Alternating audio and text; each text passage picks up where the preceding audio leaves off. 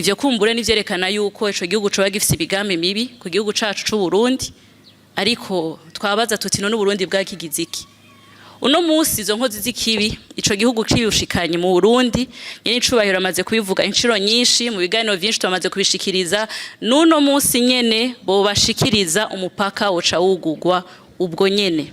Umupaka uzokugururwa kugira ngo barengane bashikirize leta y'u Burundi ntizosubira kugarwa. Rero mu gihe Rwanda goba rusavye ibiganiro leta y'u Burundi riteguye yamiteze yo nijyari ico kibuga kizokurugururwa icese kugira ngo gitangure kwakira inkino. Narijya muzi yuko umugwi nserukira gihugu wama wakirira inkino hanze y'igihugu, ugasanga hakoreshwa n'uburyo bwinshi bwofashije mu iterambere ry'igihugu. Ikibazo na microfinance bita Ineza Iwacu microfinance, iyi yarakoze yisunze amategeko nkuko tubibona mu mpapuro BRB yayisinyiye biragaragara, ariko hageze ahantu idashobora guha amafaranga abanywanyi. BRB yafashe ingingo yo kuyugara, urwandiko rurahari, ariko abanyagihugu barabaza bati none ko BRB yayugaye amafaranga tuzoyaronka ryari? Aha baca bajaniranya n'iyindi microfinance yitwa Shekina n'iyindi yitwa Kopesem, kuko nazo nyene ngo zoba ziri mu mazi aniga abagabo.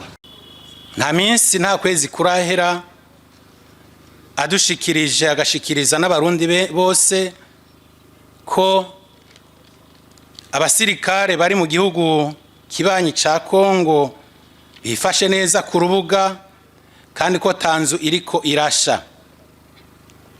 Yamara tukabona canke tukumva ko uyo mugwi ugwana mu gihugu ca Kongo wandanye ufata uturere tutari duke muri ico gihugu ca Kongo, kandi tukabona umengo wegereza ku mbibe z'igihugu cacu. Mbega uno munsi biruko inteko z'u Burundi mubona zifashe neza kuri urwo ruce, kuri urwo ruhande?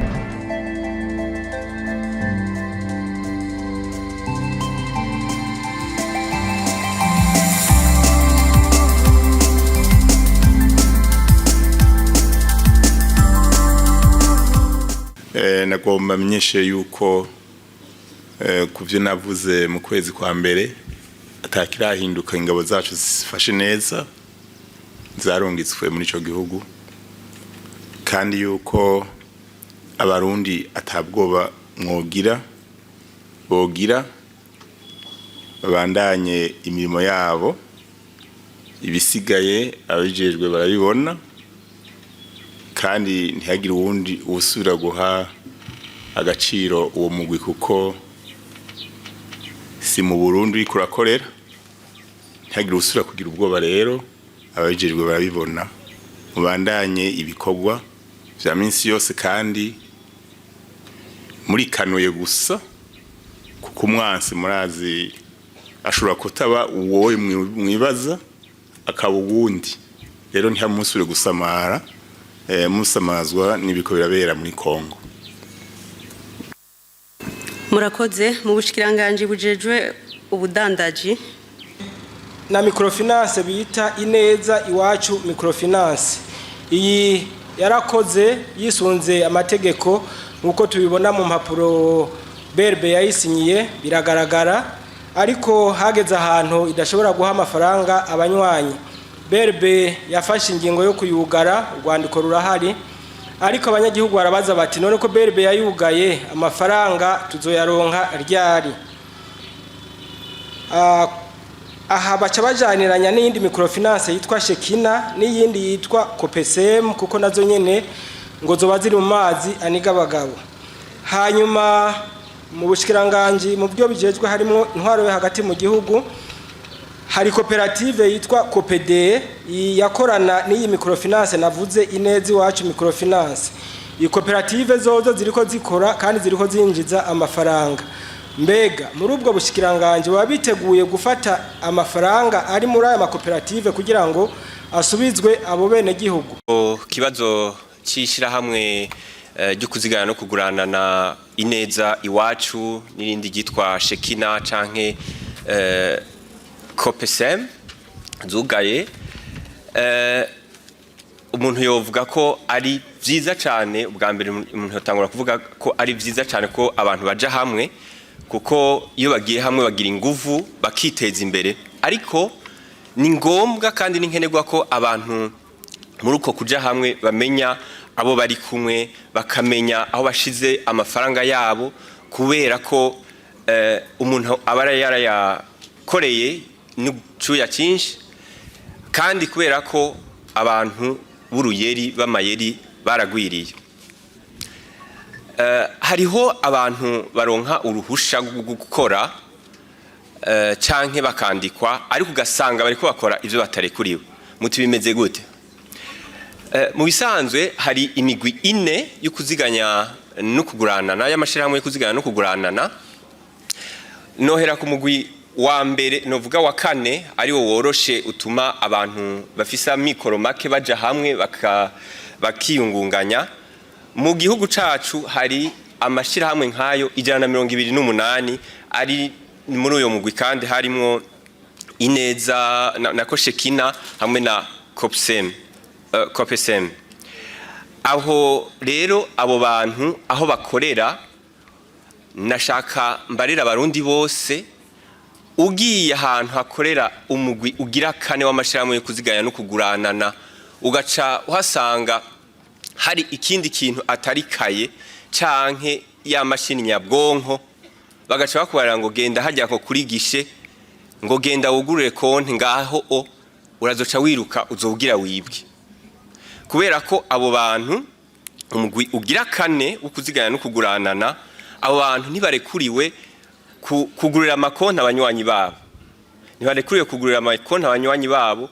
Barakira amakotisation bagaca bayashira kuri konti mu yindi banki cyangwa mu yindi shirahamwe yo kuziganya no kuguranana, ariho abanywanyi baza baraja guhanira ayo mafaranga bagurananye ku nyungu bonyene bumvikanyeko. Hakaba kandi kindi naco mwomenya ko uwo mugwi ubu ibanki ya Republika y'u Burundi nkuko yabimenyesheje mu itangazo yasohoye mu kwezi kwa mbere, nticakira abantu baza kwiyandikisha muri uwo mugwi kugira ngo ibanze itunganye neza uwo mugwi. Kandi turashimira cyane ubushikiranganje bw'intwaro yo hagati mu gihugu, kubera ko buriko burashigikira kugira ngo abantu ntibasubire kuza baribwa. Hakaba rero uwundi mugwi ugira gatatu, urimwo amashirahamwe kuziganya 48. Abo barashobora kugurura gishe, barashobora kwakira intererano cyangwa amafaranga abanywanyi bazanye, ariko bahana amadeni hagati yabo. Uwundi mugwi wa mbere, muri uwo mugwi abawurimwo barashobora kwakira amafaranga y'abari bo bose n'abatari abanywanyi. Barashobora no kwakira imishahara, barashobora no gutanga amadeni. Aho mu gihugu c'u Burundi harimwo amashirahamwe kuziganya no kuguranana 38. Abo bose rero barahambaye, kuko barafasha mu iterambere ry'igihugu, na cyane cyane ko umubona aya mabanki tumenyereye adahuse arashika hose. Abo bantu rero iyo bagize ibibazo aba ari ingorane cyane ku banywanyi, aba kandi ari ingorane cyane ku gisata c'amabanki. Nico gituma ibanki nkuru igerageza guhanura, gukurikira ku munsi ingene bakora kugira ngo ntibashobore guhomba. Ariko rero iyo habaye ingorane bagahomba nk'uko byashikiye ineza iwacu, Shekina na Copesem, amategeko agenga igisata c'amabanki yarategekanije ingene bica bigenda kuva mu ngingo y'108 gushika ku ngingo y'130. ni kuvuga ni ingingo zitari nke zerekana ingene bica bigenda. Nko kuri ineza iwacu, iyo yarugawe hanyuma abari bayirongoye bari imbere y'ubutungane kuko vyagaragaye ko hariho ivyo bakoze batari barekuriwe. Aho rero ku mafaranga y'abanywanyi naho ibanki nkuru yaciye itangura kwegeranya iraraba mbega aba bantu bari bafise angahe kuri konte, mbega bari baheranye bande, mbega nabo bari baherani wayangana gute. Ubu haramaze imisi ariko bararaba aho abo bantu bari bapanze kugira ngo babanze bahagarika amasezerano amaruaye ntabandanye yongerekana, hanyuma nagira mvuge ngo bavaneko, hanyuma bahagarike ayo masezerano barangize neza amasezerano yari yatewe ko umukono n'iryo Ineza Iwacu, hanyuma mu buryo bubonetse bace bahemba abakozi kuko abakozi ni ikintu ca mbere ngombwa iyo bigoranye nk'uko babanza kurabwa bagahembwa. Ikindi gice gikurikira no kuraba amafaranga bari baheraniye ari INSS canke OBR, mu nyuma rero bagaca begeranya amafaranga yose abo bantu bari baheranywe, bakagira intonde zayo z'abari baheraniwe, hanyuma bakazoheza bakabamenyesha bati rero nimuze tubasubize mu vyabonetse.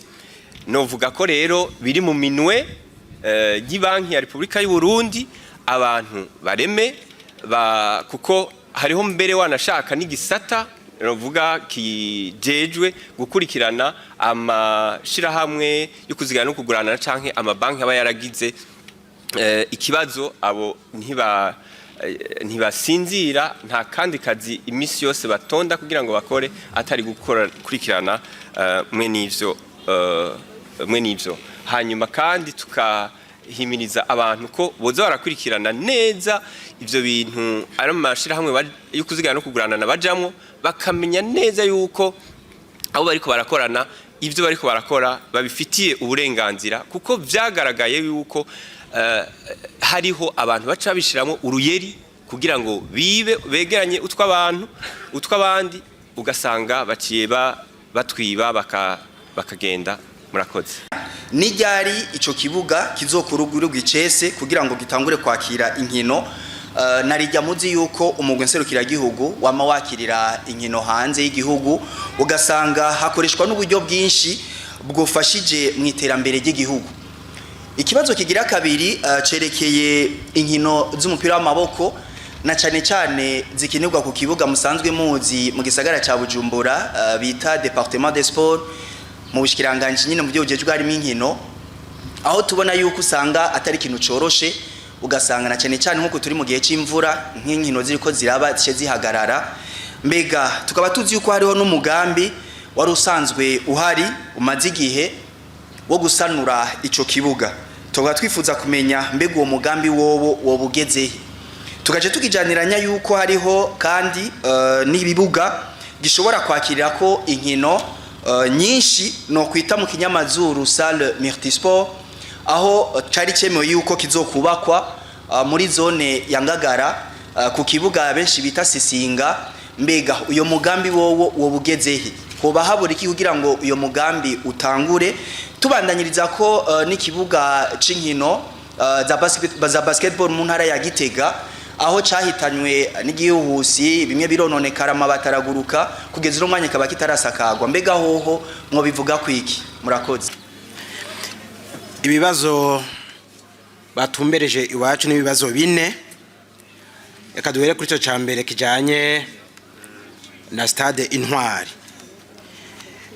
Nivyo ibikorwa byo gusubiramo stade Intwari biri ku rugero rushimishije, kandi mudukundire tumenyeshe abarundi ko iyo bikorwa ubu biri ku musozo. Mu misi iheze hariko hakogwa ibikorwa bijanye no gusubiramo aho imiduga izohagarara, ndetse no guheraheza gushirako umusezero. Ubu umwitwarariko uhagaze mu gushirako amatara azoboneshereza ico kibuga.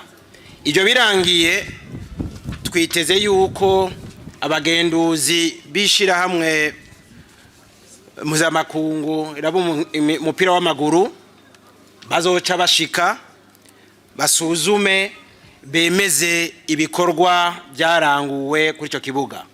Gutyo rero ibyo birangiye niho ico kibuga Stade Intwari kijoka gitangura kwakira inkino mpuzamakungu nkuko byahora aho hambere. Abarundi bo kwitega kw'ivyo bizokorwa mu mezi angahe? Ivyo ntawo bivugira hano kuko bizovana n'igihe ishiramwe mpuzamakungu bw'umupira w'amaguru rizoba rimaze kurungika abagenduzi, kuko imbere yuko abagenduzi bashika nitwotegekanya ko dushobora kwakira izo nkino mpuzamakungu. Ikibazo kigira kabiri ni ikibazo kijanye n'ikibuga c'inkino y'amaboko basketball cyategerezwa gusubirwamwo aho twita kuri Departement des Sports muri quartier asiatique. Nivyo mu ntumbero yo gutorera inyishu ikena y'ikibuga cha basketball, ubushikiranganje mu byo bujejwe harimwo inkino bwari bwafashe ingingo yo gusanura kijya kibuga, mbere butako buratanguza ibikorwa by'ibanze byo kuraba ibikenewe kugira ngo icyo kibuga gisubigwemwo kandi gikwize ibisabwa ibibuga mpuzamakungu. Igihe hari yageze yuko ibikorwa nyezina bitangura, basanze ivyo vyigwa vyerekana yuko hasabwa amahera menshi arengeye ayari yategekanijwe, bica bituma rero ivyo bikorwa biba birabangiriye gato kugira abe kwisuganya ukundi. Ikigeretse ko rero ahavuye kandi haboneka umwitwarariko w'abahoze bari mu ishira hamwe ry'abadandaza b'abarundi twa ACB, berekanye yuko ico kibuga coba kirimwo amatati hagati yabo hamwe na leta y'u Burundi. Ico kibazo rero kubera yuko inzego zibijejwe ziriko zigica hirya no hino, byabaye ngombwa ko naho nyene iba imvogira kabiri yo gutuma tubangiriye kugira ico tubandanirije ko kuri giya kibuga cyo kuri Departement des Sports.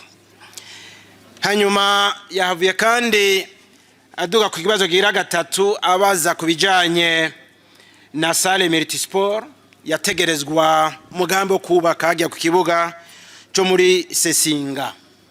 Ico rero eka ndagifatanye mbere n'iki kibazo yabajije bugira kabiri mu kurindira yuko leta cyangwa inzego zibijejwe zitanga intumbero kubijanye na kijya kibuga nyene cyo kuri Departement des Sports. Ubushikiranganje mu byo bujejwe ari mu inkino bwarabandanije burondera ibindi bibanza bibereye kugira ngo hubakwe ibibuga mpuzamakungu vy'inkino z'amaboko. Ni naho rero biyumviriye yuko hoba ikibuga kidasanzwe kizokubakwa mu buryo bw'ubuhinga bwa none cyo ku rugero rwa arena ruzokinirwamwo inkino zitandukanye, basketball, volleyball ndetse na handball, ariyo bisigura kijya babaze bavuga ati multisport. Rero ico kibuga basanze ko kibereye ko cyo kubakwa muri zone Maramvya, kuko twisunze ibyasabwe n'abifuza gushigikira leta muri yo nteguro. Ikibuga cyo muri zone Maramvya basanze aricyo kibereye. Ubu rero bariteguye mu gihe iryo tongo impapuro ndagatongo zabo zoboneka, bo bariteguye kugira ibikorwa by'ibanze ibyo twita étude de faisabilité bitangure. Rero ico kibuga cyari kigenewe Sesinga ubwa mbere, ubu kizohindukira cyubakwe muri zone ya Maramvya kugira ngo kize cakire basketball, volleyball ndetse na handball. Akabazo ka nyuma kaje kagana mbo karaba ikibuga cha Gitega, igitego cha basketball Gitega, uti ico kibuga kizosanurwa ryari. Ni ngombwa yuko dutahura intunganyo z'ibibuga ngene zibimeze. Usanga hari ibibuga vyegukira ubushikiranganje mu byo bujejwe ari mu inkino, ibindi bibuga gasanga vyegukira intwaro ku rwego rw'amakomine cyangwa intara, ibindi ugasanga hari ibibuga vyegukira amashure, abikorera utwabo, amashirahamwe. Rero kijya kibuga ca Gitega nivyo turacitwararika, ariko kandi abajeje intwaro mu ntara ya Gitega baracitwararika cyane kurusha, kandi turizera neza ko baticaye bariko bisuganya kugira ngo kijya kibuga gisubire cyubakwe. Murakoze mu bushikiranganje. Ishatumye imigenderanire hagati y'igihugu cy'u Rwanda n'igihugu cy'u Burundi itosekara sibanga. Nta mumwe no munsi atazi igituma. Mwabajije muti rero hati hoba hariho ibiganiro, ariko mu kiganiro nyincubahiro yaremesheje yoba yavuze yo kumenga nta bihari canke biratakaza icizere. Ahubwo iyo mwobaza muti ivyo biganiro kuvaho vyakabereye kuki bidahera canke kuki inyishu itaboneka. Umwumvikano hagati y'u Burundi n'u Rwanda uhagaze ku Rwanda. Umunsi u Rwanda rwashatse gushitsa ivyo gwemeye, uwo munsi imigenderanire izoca isubira imere neza. Ivyishitsa nibiki? Murabizi neza yuko u Rwanda rubitse umutwe w'umugwi w'iterabwoba Retabara, umugwi ari wo wagerageje gutembagaza ubutegetsi mu 2015, umugwi ari umaze guhekura Uburundi n'Abarundi incuro zidaharurwa, umugwi ubaye neza ku gataka k'u Rwanda kandi ushigikiwe na leta y'u Rwanda. Ibiganiro byatangujwe na nyene icubahiro umukuru w'igihugu cy'u Burundi wenyene ubwiwe bikiba abaza ati mbe u Rwanda n'u Burundi twofiki ko turi bihugu bibanyi. U Burundi ni igihugu camye gishira imbere inzira y'amahoro, ni igihugu camye gishira imbere gutora inyishu biciye mu mwumvikano no mu biganiro. Nta na rimwe u Burundi bwigeze bushira imbere intambara. None ko inkozi y'ikibi ikoze ikibi mu Rwanda igahungira mu Burundi, ko inzego z'u Burundi zibashikiriza igihugu cy'u Rwanda, habuze iki kugira igihugu cy'u Rwanda gidushikirize izo nkozi z'ikibi zahekuye u Burundi? Ivyo kumbure nivyerekana yuko ico gihugu coba gifise ibigambi mibi ku gihugu cacu cy'u Burundi, ariko twabaza tuti none Burundi bwakigize iki? Uno munsi izo nkozi z'ikibi ico gihugu cibushikanye mu Burundi, nyene icubahiro amaze kubivuga inshuro nyinshi, mu biganiro vyinshi twamaze kubishikiriza. Nuno munsi nyene bo bashikiriza umupaka woca wugurwa ubwo nyene. Umupaka uzokugururwa kugira ngo barengane bashikirize leta y'u Burundi ntizosubira kugarwa. Rero mu gihe Rwanda gwa rusavye ibiganiro, leta y'u Burundi riteguye yamiteze yo mikumbure nteka ico gihugu cifuza kubashikana. Urundi rero buriteguye yuko rushikanye ivyo ico gihugu cemeye kigatanga izo nkozi z'ikibi, uwo mutwe umugwi w'iterabwoba Retabara, uwo mugwi wagerageje gutembagaza ubutegetsi mu 2015, ubutegetsi bwatowe n'abene gihugu.